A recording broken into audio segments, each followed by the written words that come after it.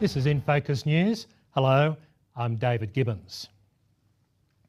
The horror in Orissa, India continues, with Hindu extremists being blamed for the beheading of a Seventh-day Adventist pastor, and 15 other Adventists have also been killed. One Adventist school in Jaipur has been attacked, and another school in Kurda was closed for several days due to the violence. Many church members have fled for their lives, and local church leaders say the media are not reporting the violence adequately and are calling on international help to stop the terror. The World Council of Churches and the Lutheran World Federation have jointly called on the Prime Minister of India, requesting his intervention to end the violence in the state of Orissa.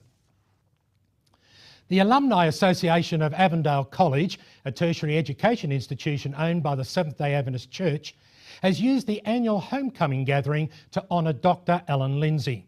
The annual lecture given by evangelist, author and former church administrator, Pastor David Curry, was dedicated to Dr. Lindsay.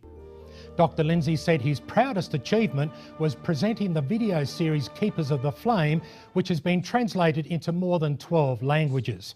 Dr. Lindsay was reminded he had been an evangelist for the church, but more importantly, for Jesus Christ. 13 Sydney-siders were baptised last weekend, with another 50 indicating they want to accept Jesus Christ as well.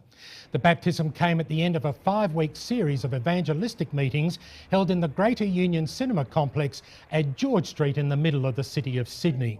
The city-based meetings were run by Seventh-day Adventist preacher David Asscherick, who is based in the United States.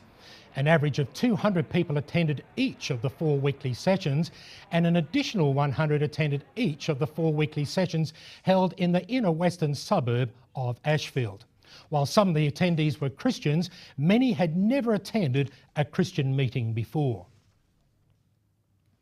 A summit held in Brisbane, Queensland, promises to revolutionise the 150-year tradition of Sabbath schools.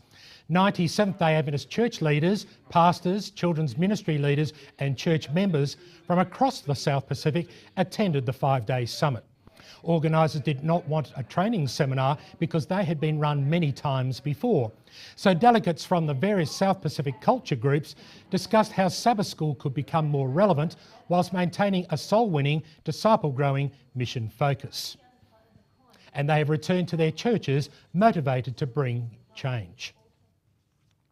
And in brief, 10 pathfinders and 16 adults were baptised at the Lae University of Technology in Papua New Guinea following a 2-week program which saw 600 to 800 people attend, including students from the University of Technology. The Seventh-day Adventist Church on Norfolk Island is sponsoring one of its members, Mrs. Annette Stoltz, who left last weekend for Vanuatu to work as a volunteer nurse assisting other voluntary medical and dental professionals. More than 1,000 young people in Fiji attended youth leadership and small group training run by Youth Director Gilbert Kanji last weekend.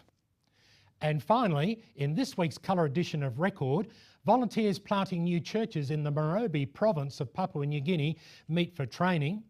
Longburn Adventist College, New Zealand has introduced an aviation program for its students. And the South Pacific President says that only leadership that arises out of submissive service can be truly effective in the church. And now you can watch the full half-hour program online as well.